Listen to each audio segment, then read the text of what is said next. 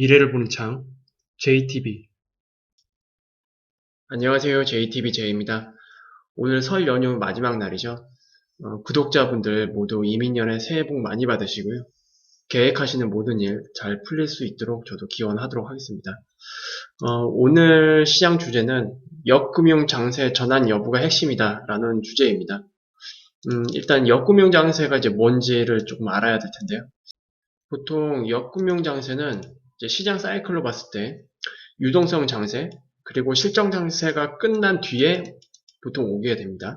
그리고 역금융 장세가 끝나게 되면 이제 역실적 장세로 넘어가게 되고 그 이후에 그냥 침체로 가게 되는 이게 하나의 사이클이라고 보시면 되거든요. 그리고 이제 실적 장세 이후에 역금융 장세가 나타난다라고 했는데 실적 장세 이후에 이제 주식시장도 호황이잖아요. 그리고 이제 경기 거의 뭐 최고점이라고 보시면 될 것 같습니다. 실적 장세가 이제 끝나는 그 시기가. 이제 그 시기에 보통 경기 과열을 막기 위해서 금리를 이제 계속 인상을 하죠. 그리고 실적 장세로 주식시장이 올라간다는 얘기는 결과적으로 경제가 회복되고 있다는 뜻이에요. 그리고 강력한 경제 회복이 있어야만 이게 실적 장세가 길게 유지가 됩니다. 보통 이 끝에 이제 금리가 이제 계속 올라가게 되고 그러면서 점점 이제 기업들의 어떤 비용 증가 이런 것들 여러 가지 요인들이 합쳐져서 이제 주가를 다시 하락시키는 추세를 전환시키는 이런 장세를 보이게 되거든요. 이 장세가 바로 역금융장세입니다. 통상적으로 역금융장세는 금리 인상 사이클 후반부에 나타나요. 그러니까 무조건 뭐 금리를 올린다고 해서 나타나는 게 아니고요. 금리 인상 사이클 후반부에 이런 현상이 보통 나타납니다. 그리고 역금융장세가 끝나게 되면 이제 금리는 서서히 이제 내려갈 준비를 하고 그 다음에 실적도 이제 나빠지죠 그때는. 왜냐면 이제 경기 둔화가 보이기 때문에. 그래서 이런 것들이 이제 뒤이어서 나오는데 이런 것들은 이제 통상적으로 금리 인상 사이클 이후에 시장이 더 이상 이제 금리를 못 올리겠구나. 어떤 발작 신호 이런 것들을 보이고 그러면 이제 중앙은행에서는 더 이상 금리를 무리하게 올릴 수가 없죠. 그래서 금리 동결 사이클로 전환되는 경우가 많은데 보통 이 시기 이렇게 넘어가는 시기에 역실적 장세도 보통 나오게 됩니다. 근데 이거는 무조건 이런 현상 때 나타나는 게 아니고 이 시점 전으로 좀 더 빠르게 나타날 수도 있고 좀 더 느리게 나타날 수 있고 이건 조금 여러분들이 유연한 관점으로 보시면 될 것 같습니다. 그리고 이머징 마켓과 미국 시장을 조금 달리 봐야 되는 문제가 있는데요. 일단 2008년 금융위기 이후에 우리나라뿐만이 아니고 전 세계 시장으로 엄청난 유동성이 투입이 되기 시작했어요. 그리고 그런 유동성 투입이 기존에는 없었던 겁니다. 예전에 1차 대공황 이후 뉴딜 정책에 의해서 이런 유동성 투입, 양적 완화 이런 것들을 진행하고 난 뒤 거의 몇십 년 만에 처음으로 진행됐던 거예요. 그래서 시장 체질이 이때부터 많이 좀 바뀌었습니다. 완전히 유동성 체질로 바뀌었어요, 시장이. 그래서 실질적으로 유동성 투입 없이는 전 세계 금융시장을 안정적으로 상승시키기는 어렵다는 걸 우리는 일단 지금은 인정을 해야 됩니다.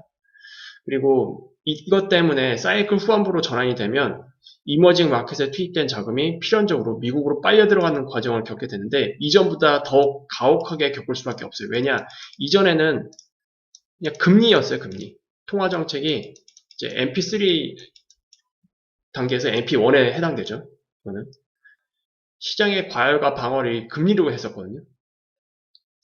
그런데 이제는 이제 유동성이 추가가 됐기 때문에 금리뿐만이 아니고 QT라는 것을 이제 해야 됩니다. 그렇게 되면 당연히 처음에 투입되었던 어떤 많은 유동성들이 기존에 금리만으로 움직였던 시기보다는 더욱더 미국으로 많이 빨려 들어가겠죠. 생각보다. 그러니까 더 유동성을 많이 줬으면 뺏어갈 때도 더 많이 뺏어가게 됩니다. 그래서 이게 조금 더 이때는 좋죠. 투입될 때는. 기존보다 훨씬 더 많은 유동성이 투입되니까. 근데 이거를 다시 회수하는 과정은 이전보다 더 가혹하게 이머징 마켓이 겪을 수밖에 없어요. 그래서 유동성 장세에서는 이머징 마켓의 수익률이 보통 좋습니다. 이거는 뭐 이번에도 입증이 됐죠. 2020년에 지수 대비로 수익률을 체크를 해보면 우리나라 시장이 거의 뭐 상위 탑 3 안에 들었었습니다. 그리고 그 이후로 넘어가게 되면 미국 시장의 성적이 점점 이머징 마켓 시장을 역전하는 현상이 일어납니다. 이때가 이제 보통 이제 긴축을 앞두고 있는 시점 또는 긴축으로 넘어간 시점. 그리고 이때가 보통 아까도 말씀드렸지만 금리 인상 사이클 전반부잖아요. 이렇게 넘어가는 시기가. 이때는 보통 실적 장세로 넘어가게 되거든요. 금리를 올리게 되면 어쨌든 기업들 입장에서는 비용 증가이고, 그리고 이머징 마켓에서는 좀 더 안 좋습니다. 어쨌든 자금 흐름은 미국 쪽으로 가기 시작하는 거잖아요. 그래서 미국이 이제 좀 더 상황이 좋은 거죠. 게다가 실적도 좋으니까. 그래서 자금이 더 미국으로 이제 몰리게 되는.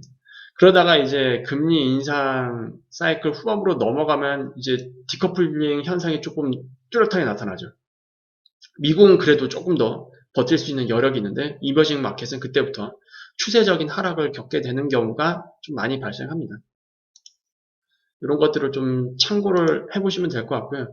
그러면 제가 아까 제목에 시장은 역금융 장세 전환 여부가 핵심이다라고 말씀을 드렸잖아요. 일단 이거는 미국 시장은 뒤로 두고 이머징 마켓부터 체크를 하시면 됩니다. 왜냐하면 시장 전환이 이머징 마켓이 먼저 꺾일 가능성이 지금은 구조적으로 높을 수밖에 없다라고 말씀을 드렸잖아요.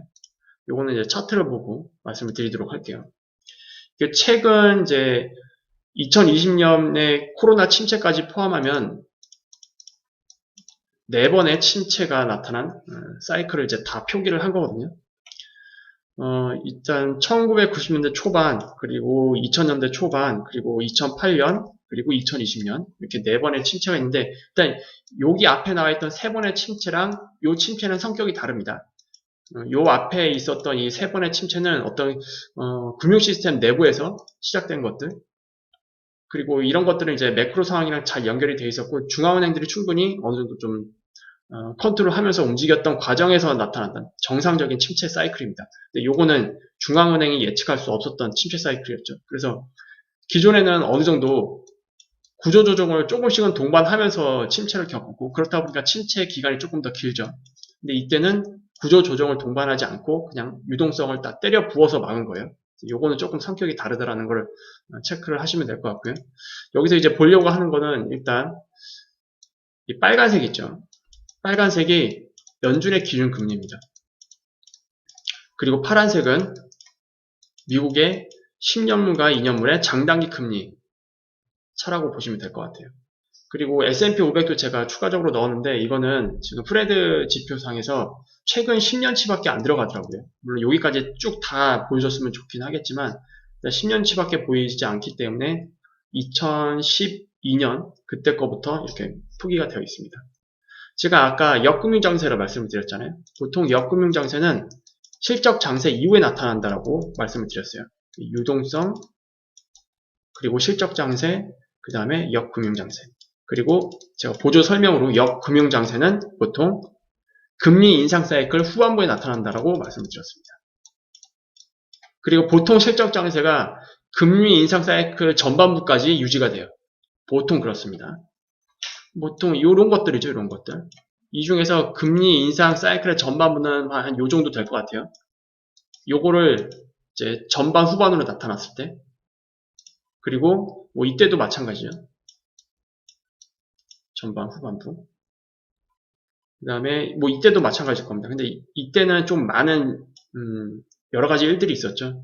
일단 요 중간 사이에서 이렇게 좀 금리가 이렇게 좀 내려오게 되는 여러 가지 요인들이 이머징 마켓의 어떤 붕괴, 외환위기를 겪었잖아요. 그러면서 여기 조금 금리가 이전보다는 조금 다른 형태로 나타났던 부분은 여러분들 참고를 하시면 됩니다. 그리고 이때 유로존이 탄생을 했었죠.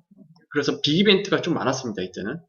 그래서 금리 이 형태를 보면은 오르다가 보통 동결로 가고 하락하고 이렇게 내려오게 되는 경우가 대부분인데 이때는 중간에 한 번 더 미니 사이클을 겪었어요. 이것도 여러분들이 좀 참고를 하고 보시면 될 것 같아요. 그래서 일단 그거는 이제 장당의 금리 차를 같이 보시면 될 것 같아요. 왜냐하면 금리 인상 사이클 후반부로 넘어가면 기업들의 비용이 점점 더 많이 증가가 될 수밖에 없고 생산성은 떨어지죠. 그러면서 장당의 금리 차 이것도 마찬가지로 역전으로 들어가는 그런 흐름으로 거의 나타나게 됩니다. 그래서 요거 이제 장당의 금리 차까지 고려해서 보면은 이때가 금리 인상 사이클 후반부, 이때도 금리 인상 사이클 후반부, 이때도 금리 인상 사이클 후반부입니다. 보통 금리 인상 사이클 후반부로 들어가면 장당의 금리차가 플랫하게 바뀐다. 그 다음에 장당의 금리차가 역전이 되는 경우도 있다. 이 시기에. 그러면서 금리 인상 사이클 후반부이기 때문에 이제 특정 시점을 넘어가게 되면 시장에서 더 이상 안 된다, 우리. 금리 더 이상 인상 하나 못 받아들인다. 한계에 부딪히게 되죠. 그리고 금리 동결 사이클로 이렇게 넘어가게 됩니다. 그리고 이 시기에 보통 금리 인상 사이클 후반부에도 나타나긴 한데 금리 인상 사이클 동결 이 흐름으로 넘어가게 되면 아주 뚜렷하게 나타나는 현상이 경기의 전반적인 둔화 또는 기업들의 실적 하향 조정 이런 것들이 무더기로 이제 나오게 되는 그런 경우가 많습니다. 이때도 마찬가지죠. 금리 인상 사이클 동결로 넘어가는 흐름. 그리고 이때도 금리 인상 사이클 후반부는 여기에 해당이 됩니다. 그리고 이 시기가 제가 아까 말씀드렸던 역금융 장세라고 보시면 될 것 같아요. 근데 우리가 이번에 좀 달리 봐야 되는 거는 금리 인상의 어떤 성격이 이때랑 좀 다르잖아요. 이때는 보통 금리 인상을 할 수 있었던 계기가 강력한 경제 회복이었는데 이번에는 인플레이션이에요. 이때는 그런 인플레이션 문제가 전혀 일어났었던 시기는 아니었습니다. 그래서 금리 인상이 조금 더 과거보다는 부담스럽게 나올 수밖에 없고 이미 이런 현상이 나오기 전부터 이번 사이클은 조금 다르다. 과거에 5년 이렇게 걸쳐서 일어났던 일이 거의 2년 만에 나타나고 있다라고 말씀을 드렸고 아직까지는 뭐 우리가 확신할 수 있는 건 아닌데 어쨌든 2021년부터 실적 장세로 넘어왔다라고 제가 말씀을 드렸잖아요. 2021년 초기에 제가 말씀을 드렸을 거예요. 실적 장세로 이제 넘어가게 됐고 유동성 장세가 거의 1년도 안 돼서 끝난 거예요. 근데 기존에는 유동성 장세가 굉장히 오래 지속됐어요. 1년이 아니고 최소 2, 3년? 그 정도는 지속이 됐는데 이번에는 1년 만에 끝났습니다. 유동성 장세가. 그래서 실적 장세로 넘어왔고 그리고 그 실적 장세가 원래는 금리 인상 사이클 전반부까지는 유지가 됩니다. 전반부까지. 그리고 금리 인상이 되는 이 시점, 그러니까 긴축으로 넘어가는 시점에 보통 시장이 한 번에 충격을 겪긴 하는데 이때 지수들의 조정폭을 보면은 대부분 10%에서 15%예요. 그리고 20% 이상 넘어가는 거는 아직 못 봤었습니다. 기존에. 그리고 이렇게 중간에 10에서 15%의 조정을 겪은 뒤에 지수 기준입니다. 이 뒤에 이제 실적도 계속 좋게 나온 것이 확인이 되면서 완전히 실적 장세로 넘어가게 되죠. 그래서 금리를 올려도 이거를 상쇄시키는 더 좋은 이제 모멘텀이 만들어져 있는 상태이기 때문에 주가는 계속 우상향하는 형태가 나타나는데 이번에는 뭐 사이클도 다 짧게 끝나고 특히 우리나라 기준으로는 여기에 포함되지는 않습니다. 미국은 아직 여기에 포함이 돼요. 고점 대비 S&P 500 선물지수 기준으로 보면은 12에서 13% 정도 조정. 그러니까 실적 장세로 넘어갈 때 이제 금리 인상이 중간에 포함이 되잖아요. 그때 나타났던 수준의 정상적인 조정 폭이에요. 근데 이번에 우리나라 같은 경우는 20%가 넘었죠. 그래서 이게 조금 애매한 겁니다. 그래서 실적 장세가 계속 유지가 되면 다행인데 역금융장세로 전환되고 있는 과정이라면 이거는 조금 조심해 볼 필요가 있기 때문에 제가 역금융장세 전환 여부가 핵심이다라고 말씀을 드리는 겁니다. 우리나라랑 지금 미국이랑 시장 상황이 조금 다른 거죠. 만약에 이머징 마켓이 이미 역금융장세로 전환되고 있다는 게 맞다면 일단 지금 이제 1분기 끝나면 실적들이 발표가 될 거잖아요. 이 실적이 안 좋은 기업들이 이제 좀 더 많아질 겁니다. 그런데 그런 우려 속에서도 실적이 만약에 선반영하게 된다. 그러면 아직 이머징 마켓도 실적 장세가 유지되고 있는 거라고 보시면 될 것 같아요. 이게 좀 중요한 거는, 실적 장세가 유지되고 있다라는 게 이제 맞다면, 2021년에 코스피 기준 고점이 있잖아요. 그 고점은 언젠가는 탈환하러 갈 거예요. 하지만, 역금융장세로 전환되고 있는 과정이 맞다면, 우리나라 지수 기준으로는 2021년에 고점을 탈환하지 못합니다. 제법 큰 반등은 있다고 해도 추세적으로는 하락으로 전환될 가능성이 있습니다.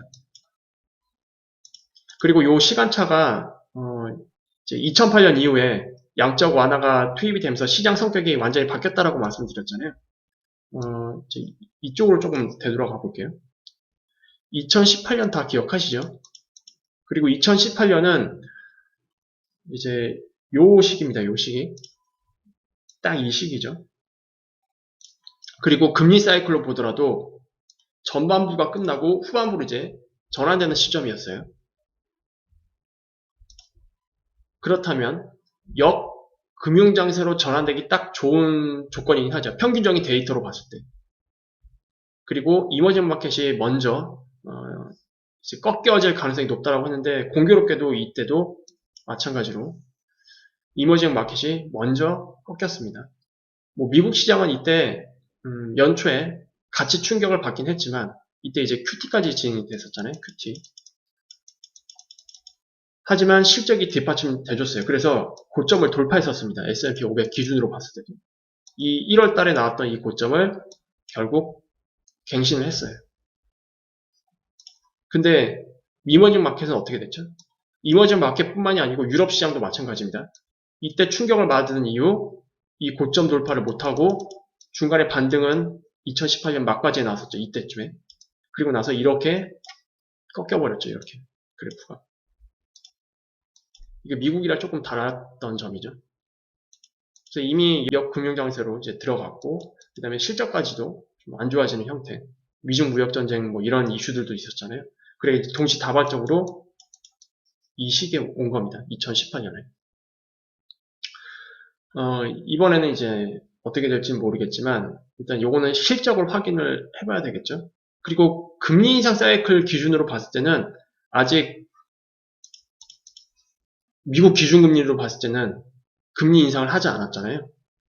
아직 전반부로 들어가지도 않았습니다. 물론 3월부터 이제 금리 인상 사이클 전반부로 들어가긴 할 테지만, 그래서 이런 것들을 감안을 했을 때 벌써부터 금융장세가 올 수 있을까? 이건 조금 의구심이 들긴 하지만 과거보다 사이클 전반적으로 다 빨리 진행되고 있다는 관점, 그리고 금리 인상의 어떤 성격이 과거와 좀 다르다는 문점, 이런 것들을 우리가 좀 참고를 해서 정말로 잘 대응해 볼 필요는 있을 것 같습니다. 그래서 항상 말씀을 드리지만 이머징 마켓에 투자하고 계신 분들은 특히, 물론 미국 시장도 마찬가지예요.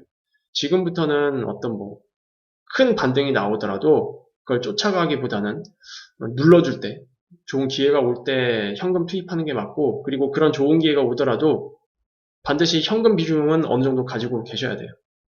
그런 것들을 여러분들이 반드시 고려하고 투자에 나서야 된다라는 점을 말씀을 드립니다. 그리고 설날 연휴 기간에 이제 이슈가 있었죠. 일단 미국 기업들의 양호한 실적 발표가 계속 지속됐습니다. 이제 실적 장세가 유지되기 위한 유일한 조건이에요, 이거는.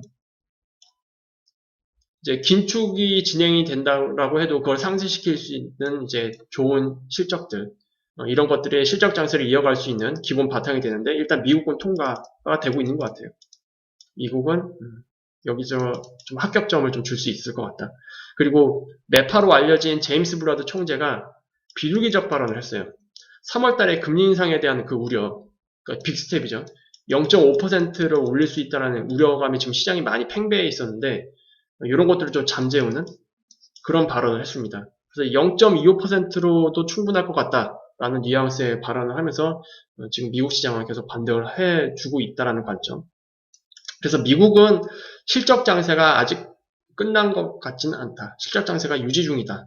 그리고 조정폭도 보면은 이제 실적 장세로 넘어갈 때, 이제 긴축이 되면서 실적 장세가 유지되기 위해서는 요것 때문에 중간에 충격을 한번 겪게 되는데, 통상적으로 10에서 15%라고 말씀드렸잖아요. 이 범위에도 포함이 돼요, 주식에. 지수로 보면은. 미국은 지금 크게 걱정할 필요는 없는 것 같은데, 우리나라 시장 같은 경우에는 고점 대비 하락이 20%가 넘었고, 반등을 한다고 해도 그 고점을 갱신하기 위한 상당한 모멘텀이 필요한데, 그거는 우리가 기본적으로 실적에서 찾을 수 있어야 됩니다. 근데 이게 이제 1분기 이후에 실적이 어떻게 발표되는지, 이거에 따라서 조금 많이 좌지우지 될 것 같다. 만약에 실적이 양호한 기업들이 기존에 우리가 전망했던 것보다 조금 못 미친다. 그러면 이게 물론 고점 돌파가 어려워지는 흐름으로 갈 수도 있다. 이런 것들은 우리가 조금 어느 정도 참고를 해야 될 것 같습니다. 그래서 이 설 연휴 마지막 기간에 좀 이런 것들, 좀 우리가 단기적인 이슈 말고 이제 사이클로 봤을 때 금융장세로 전환될 수 있는 어떤 그런 포인트에 우리가 다가가고 있을지도 모르기 때문에 이런 것들을 제가 설명을 해드렸고요. 이제 이것만 잘 체크를 하시면 돼요. 어쨌든 시장은 이 금리 문제가 가장 중요하잖아요. 그래서 여러분들도 시장을 보실 때 이제 과거에 어떤 연준의 기준금리가 어떻게 흘렀고, 그리고 10년물과 2년물, 이 장단기 금리차가 어떻게 움직였는지, 그리고 그 과정에서 지수들은 어떻게 움직였는지, 이런 이제 연관관계, 상관관계. 물론 이거를 무조건 이제 기술적 지표로만 우리가 판단을 하면 안 됩니다. 이런 지표들이 나올 수밖에 없었던 어떤 매크로적인 그런 상황들을 같이 고려해 놓고 분석을 하셔야 될 것 같아요. 그러면 시장을 볼 때 조금 더 시야를 넓혀서 볼 수 있지 않을까 그렇게 생각을 합니다. 이렇게 설 연휴 마지막 영상은 이렇게 마무리 짓도록 하겠고요. 다음 주에 더 좋은 영상으로 찾아뵙도록 하겠습니다. 감사합니다.